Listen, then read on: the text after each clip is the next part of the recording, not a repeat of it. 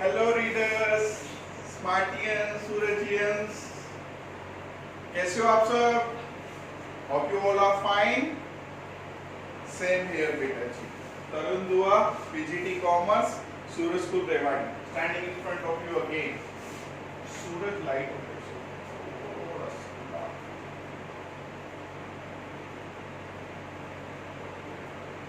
और बताएं, कोई नहीं ताजा? बढ़िया सब?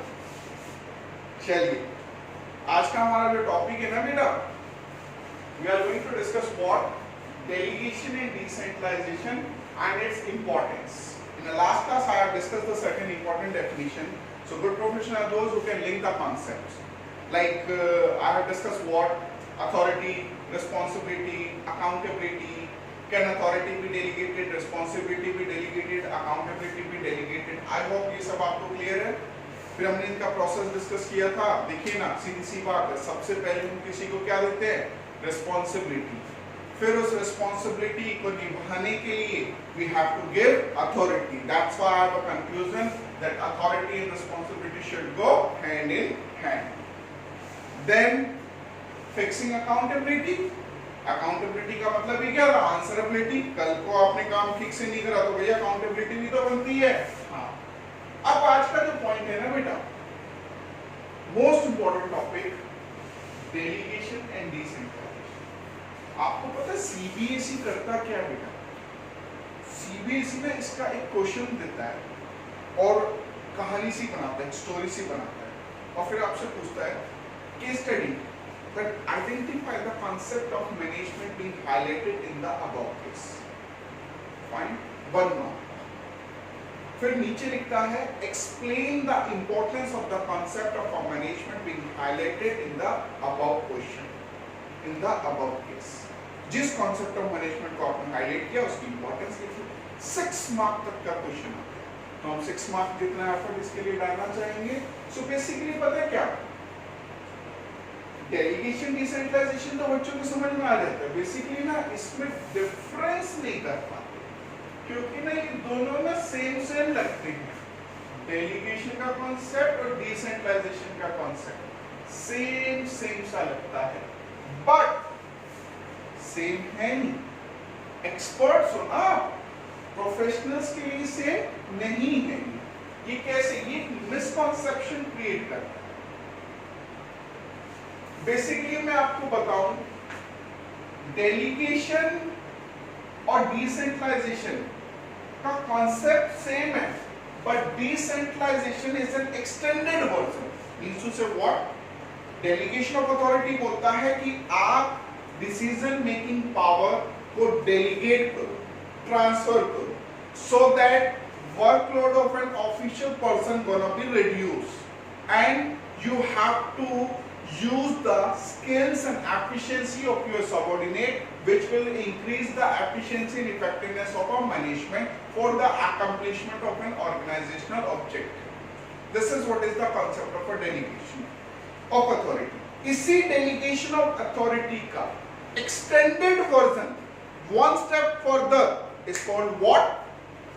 Decentralization. Decentralization says what? When we have to distribute the authority, when we have to distribute the authority in a large scale, organization is a large scale organization जब होती है बेटा, तो क्या वहाँ authorities को distribute करना पड़ता है? आपके क्वेश्चंस में एक वर्ड लिखा आता है, distribute. इसी का एक टॉप वर्ड होता है disperse. जैसे ही आपको क्वेश्चन में लिखे मिले ना डिस्पर्स द अथॉरिटी, समझ जाना आप क्या पढ़ रहे हैं? डिसेंट्रलाइजेशन. समझ में आया? डिस्पर्स. सर क्लास में थे तो आप एग्जांपल देते थे, ऑनलाइन क्लासेस में आप एग्जांपल नहीं देते. सॉरी. लो सुनो बेटा, लेट अस से मैं कंपनी के बोर्ड ऑफ डायरेक्टर्स का ऑर्गेनाइजेशन स्ट्रक्चर आपको बनाता हूं. Share holder, general managers, board of director, purchase department, sales department, finance department, production department. अरे कहां जा रहे हो सब? वापस आ जाओ. HR department. आगे डिपार्टमेंटलाइजेशन करा. एचआर डिपार्टमेंट का बेटा मेन काम होता है, क्या काम होता है, हर एक डिपार्टमेंट को ना अथॉरिटी डेलीगेट करें, भाई अपने अपने डिपार्टमेंट से रिलेटेड आपने काम करना है, आपने डिसीजन लेने हैं। बट कंपनी का ना एचआर डिपार्टमेंट होता है, एचआर डिपार्टमेंट को बोर्ड ऑफ डायरेक्टर ने डेलीगेट करी, तो ट्रांसफर ऑफ अथॉरिटी करी कि कंपनी के अंदर जितने भी एम्प्लॉइज फिलअप करने हैं आपने, मेरी बात समझ में आई, एचआर डिपार्टमेंट की ड्यूटी बनती है कि सभी के सभी एम्प्लॉइज को आप लेकर के आए, ठीक है। अब एचआर डिपार्टमेंट, लेट अस से मैं एचआर मैनेजर, कंपनी को सारी लेबर कौन प्रोवाइड कर रहा है, मैं प्रोवाइड कर रहा हूं, ठीक है। अब प्रोडक्शन डिपार्टमेंट का भी बर्डन आ गया मेरे पे, सेल्स डिपार्टमेंट, मार्केटिंग, फाइनेंस, सबको हायर मुझे ही करना है। तो मैंने ना बोर्ड ऑफ डायरेक्टर्स से रिक्वेस्ट करी, board of directors will you please distribute my authority.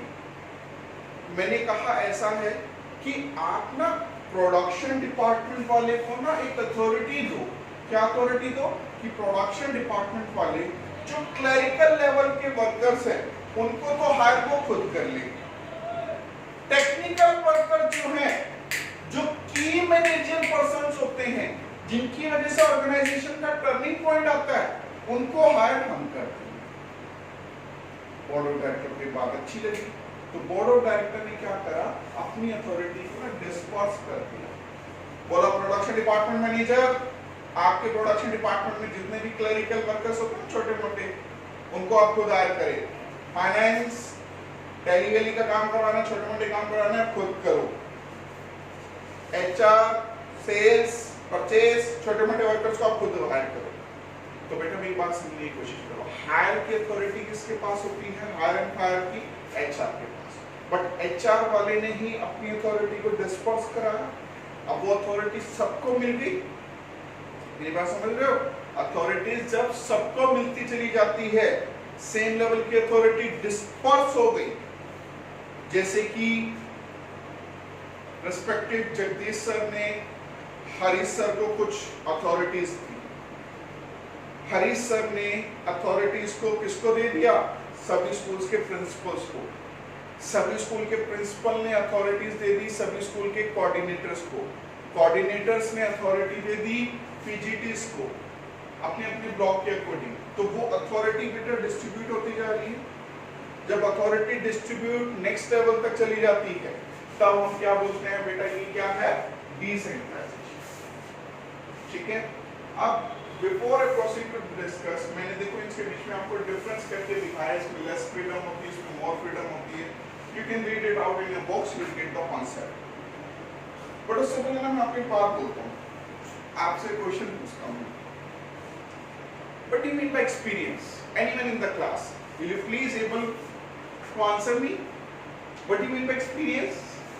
Yeah, anyone in the class? What do you mean by experience? नहीं बता पाए? Now I'll let you. मेरी बात सुन लो ध्यान से बेटा। अगर कोई पर्सन आपको बोलता है ना 8 साल का experience in the field of an education, इतने साल का एक्सपीरियंस है, तो आप ये बात जान लो, इतने सालों में वो इतने साल से ना गलतियां कर करके आता है। आदमी कब सीखता है बताना, ठोकर खा के सीखता है। और ठोकर का मतलब क्या है यहाँ पर, गलती। You know what? In our life, whenever you done a mistake,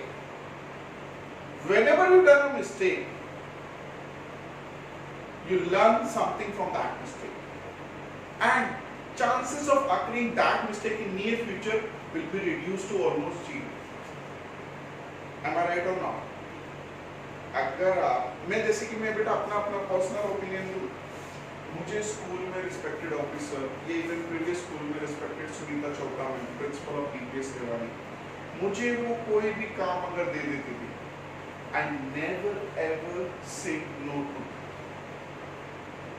I always used to say yes, because मुझे ना एक बात पता है, ठीक है मुझे काम आता नहीं, नया काम है, but something new will be happen, तो दो बातें, क्या तो मैं वो काम गलत करूंगा, क्या मैं वो काम सही करूंगा। मेरी बात समझना, क्या तो मैं वो काम गलत करूंगा, क्या मैं वो काम सही करूंगा। ध्यान से सुनना, आप भी ध्यान से। हेलो, मुझे जब भी कोई भी काम मिलता है तो I never ever say no to that, but provided to that उस काम से मुझे कुछ सीखने को मिलना चाहिए, something new that is related to my profession. Fine. अब मैंने कहा कि जब मैंने नया काम ज्वाइन करा, कुछ भी नया करने की कोशिश करी, समथिंग न्यू, तो two things will be happen. Either first thing is what, I have done a mistake, मैं उस काम को नहीं कर पाया, मेरी गलती है। Secondly, I have done in a proper manner. If I have done in a proper manner, if I have done it with the proper manner, तो मतलब वो काम मैं कर सकता हूँ और मैंने उस काम को करना सीख लिया और फ्यूचर में मुझे भी कभी वो काम मिलेगा तो मैं इजीली कर सकता हूँ। Secondly, मैंने वो गलती कर दी, अब गलती करती मुझे डांट तो दिख गई, बट मुझे बताना क्या नेक्स्ट टाइम चांसेस है कि अब गलती करिए तो सुधारनी पड़ेगी, सुधारने करने के लिए मुझे दोबारा से एफर्ट करना पड़ेगा। डांट खाकर मैं एफर्ट तो करूंगा, बट क्या फ्यूचर में उसकी कोई गलती करूंगा? नहीं। तो क्या उस काम को करने का मेरा एक्सपीरियंस हो गया? बताना यार जरा। So what I am thinking is what experience is nothing. Experienced persons have done lot of mistake in the past, and in near future we never expect a mistake from them. जैसे कि बेटा एक person की market value कैसे बढ़ती है, एक person नई जॉब ज्वाइन करता है, उसकी सैलरी 20-25 हजार होती है, slowly and gradually with the passage of time उस पर्सन की सैलरी 2 लाख, 2.5 लाख, 3 लाख तक हो जाती है। बताना जरा कैसे? क्योंकि वो पर्सन को एक्सपीरियंस हो जाता है, और वो पर्सन एक्सपीरियंस का मतलब पता है क्या है कि वो गलतियां कर करके, ठोकर खा खा के इतना कुछ सीख गया कि अब कंपनी उससे गलती की एक्सपेक्ट नहीं कर रही। Company is expecting a perfectionist, perfection मांग रही है उससे। सो you just let me know one thing very clearly. If you are hiring a perfectionist, if you are hiring a person, we are not expecting any mistake from them. Don't you think we have to pay along? तो एक person को experience है क्या उसकी market value बढ़ जाती है? तो बेटा सेम इज टू यू। अब ध्यान से, 12th क्लास है, केस स्टडी है, अब प्रैक्टिस करते जाओगे तो पेपर में चांसेस है एरर होने के कम। अब प्रैक्टिस नहीं करी तो बाद में पछताना पड़ेगा। सीधी सी सिंपल सा कॉन्सेप्ट है, और लाइफ में भी ये रूल अप्लाई करना बेटा। आपका टीचर कोशिश कर रहा है, जीवन में आगे बढ़ने की कोशिश में लगा हुआ है, और आपसे भी मैं एक्सपेक्ट करूंगा। Fine. So this is what do you mean by delegation of authority. Delegation of authority means what? A person will transfer his authority. क्योंकि हर एक ऑर्गेनाइजेशन में ना बेटा दो तरीके की एक्टिविटी होती है, एक कोर एक्टिविटी और एक non core activity. Core activity से रिलेटेड अथॉरिटी वो अपने पास रखते हैं, मैंने क्लास 11th में आपसे डिस्कस किया था बीपीओ केपीओ। और नॉन कोर मतलब नॉन इंपॉर्टेंट एक्टिविटी से रिलेटेड वो अथॉरिटी को डेलीगेट कर देते, जिससे उस मैनेजर की जो डिसीजन मेकिंग पावर है इंप्रूव हो जाती है। और मैनेजिंग पर्सन के अगर डिसीजन एफिशिएंसी एंड इफेक्टिव के साथ आते हैं तो ऑर्गेनाइजेशन का टर्निंग पॉइंट आता है विद द पॉजिटिविटी। और वही अथॉरिटी अगर वो पर्सन डिस्पर्स कर देता है तो कॉन्सेप्ट क्या बन जाता है? डिसेंट्रलाइजेशन। एक एम्प्लॉय के एस्पेक्ट से जरा सोचना कि एक एम्प्लॉय को अथॉरिटी मिल रही है बेटा काम करने, authority, decision making power. Don't think employ motivate होता है? एम्प्लॉय लगता है मेरी चल रही है ऑर्गेनाइजेशन में, मैं डिसीजन लेता हूं, जो मैं कहता हूं वो फाइनल हो जाता है। मोटिवेशन। मैनेजमेंट इफेक्टिव हो जाती है क्योंकि बोर्ड ऑफ डायरेक्टर्स का जो वर्कलोड होता है रिड्यूस हो जाता है। फिर एम्प्लॉय का डेवलपमेंट, जैसे मैंने आपको कहा कि चाहे गलती करो या ठीक करो सीखने को मिलता है, और सीखने से क्या डेवलपमेंट होती है, और डेवलपमेंट से क्या एम्प्लॉय की मार्केट वैल्यू बढ़ती है। यस। ग्रोथ हो पाती है। Yes. Basis of management hierarchy. Hierarchy का मतलब होता है बेटा जी levels of management. Levels of management. Level of management, you just let me know. Person having more authority, person is having a more level, person is having less authority, person is having a less level.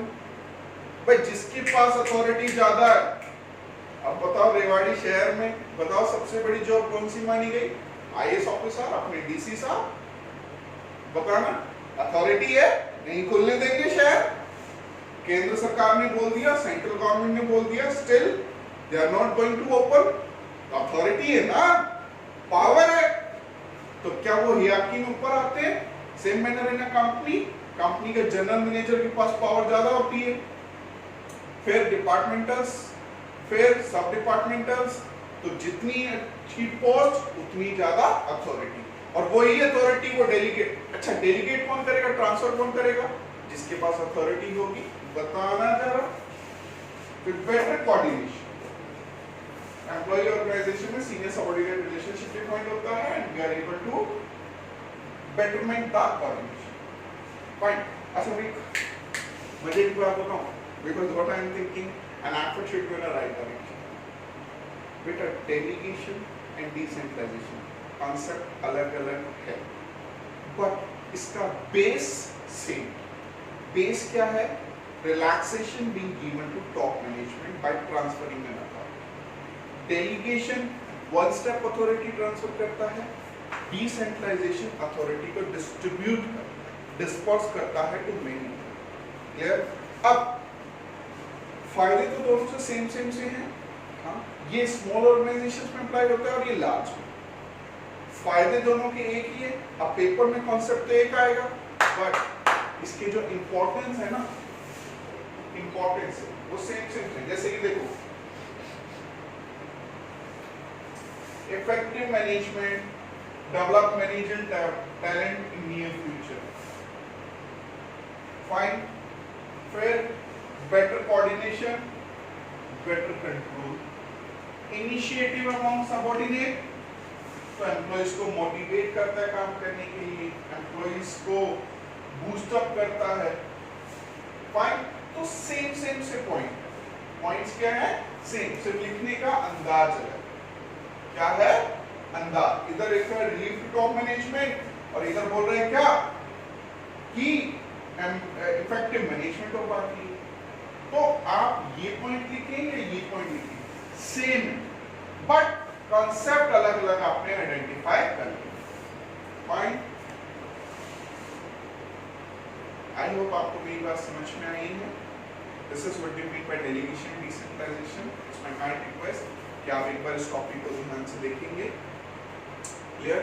Now I pray to Almighty God that you all are being safe at home, stay at home and keep learning, because it is what is the crucial period for our entire country, but also an important time for you people, because that time will turn out your career. Because in near future, बेटा interviews में no one ask आपकी experience है सकते कि जिस साल हम पढ़ रहे थे उस साल तो कोविड-19 आ गया, वो कह देगा ओके फाइन, आप तो कॉल करके बताते, never ever will get a call. Competition है, एक्सक्यूज को डस्टबिन में डालो और पढ़ाई पे ध्यान दो। Fine. Safe at home, stay at home, bye, miss you.